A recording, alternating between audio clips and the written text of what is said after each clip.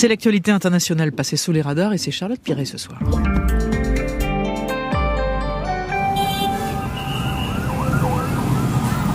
Et nous sommes, Charlotte, dans les rues de Manille, aux Philippines, où une légiste revisite l'histoire officielle de la guerre antidrogue. Elle s'appelle Raquel Fortun, elle rassemble 150 000 abonnés sur Twitter et un compte intitulé Doc for Dead, médecin pour les morts, car cette Philippine de 60 ans est médecin légiste et même l'une des 2 seules légistes du pays. Kasi naman, rather than i-dispose mo na. Raquel Fortun, que vous entendez, s'est attelée à un sacré chantier. Depuis le départ, il y a 6 mois, du président Rodrigo Duterte, dans les locaux du collège de médecine de l'université de Manille, elle examine les squelettes des victimes de la campagne antidrogue menée des années durant par l'ancien président. Une campagne qui aurait fait plus de 6200 morts selon les chiffres officiels, plusieurs dizaines de milliers de victimes selon différents groupes de défense des droits humains qui dénoncent des meurtres commis par des policiers et ensuite maquillés pour faire croire à des règlements de compte ou même à des morts naturelles. Et c'est ainsi que Raquel Fortun rend des conclusions d'autopsie souvent bien différentes des certificats de décès officiels. Sur les 70 squelettes qu'elle a déjà examinés, 11 présentaient par exemple des impacts de balles. La légiste espère ainsi que ces expertises pourront servir devant un tribunal philippin, voire même la Cour pénale internationale, même si tant ces découvertes que ces prises de position contre l'ancien régime, notamment sur Twitter, on en parlait, lui valent d'être menacée. Celle qui passe ses journées au milieu des cadavres déclare d'ailleurs craindre pour sa vie et avoir plus peur des vivants que des morts. Quand le réchauffement climatique bénéficie aux vignobles suédois.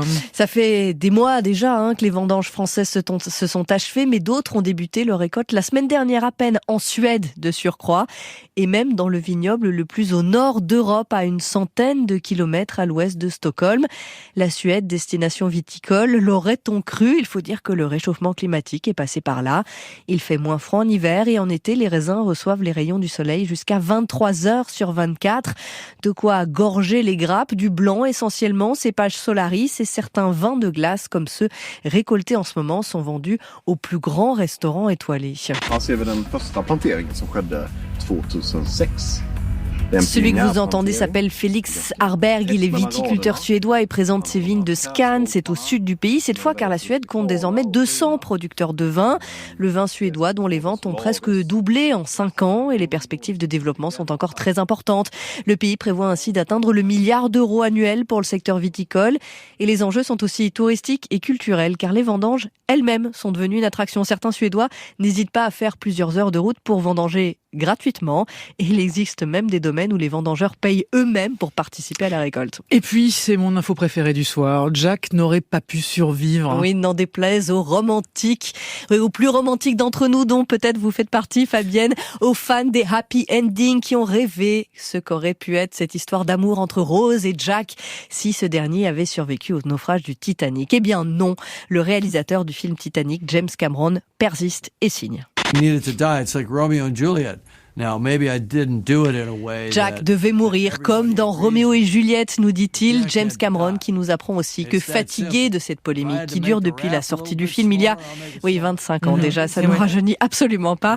Agacé par ses fans qui refusent d'accepter la mort de Jack dans les eaux glacées de l'Atlantique, James Cameron a piloté une étude scientifique, c'est très sérieux, avec un expert en hypothermie, des doublures ayant la même masse corporelle que les 2 acteurs, Leonardo DiCaprio et Kate Winslet. Ces doublures ont été bardées de capteurs plongés dans l'eau froide et le résultat est sans appel selon James Cameron.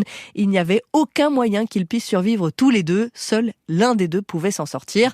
Fin de l'histoire donc, qui, tout agacé soit-il, disons-le quand même, offre à James Cameron une deuxième vie au film qui a déjà rapporté plus de 2 milliards de dollars, puisque cette étude scientifique fera l'objet d'une diffusion à l'occasion du retour du Titanic au cinéma. Ce sera pour la Saint-Valentin 2023. Tiens donc, je persiste à dire qu'il pouvait tenir à 2 sur la planche. L'histoire, c'est la planche. Merci beaucoup, Charlotte Piret. À demain.